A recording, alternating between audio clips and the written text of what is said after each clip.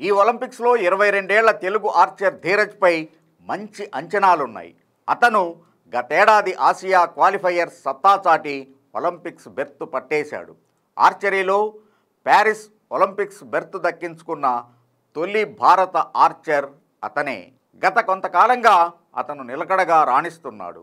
ఇప్పుడు అదే ఉత్సాహంతో కొత్త చరిత్ర లిఖించేందుకు సిద్ధమవుతున్నాడు. ఆర్చరీలో భారత్కు తొలి పతకాన్ని అందించే సత్తా అతనికి ఉంది.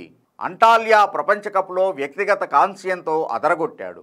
వ్యక్తిగత విభాగంలో అత్యధిక పాయింట్లు 720కి ఏకంగా 689 పాయింట్స్ సాధించిన భారత ఆర్చర్ అతనే. చెరుకూరి ఓల్గా ఆర్చరీ అకాడమీలో శిక్షణతో రాటుదేలిన ధీరజ్ ప్రస్తుతం భారత నంబర్ 1 రికర్వ్ ఆర్చర్గా కొనసాగుతున్నాడు.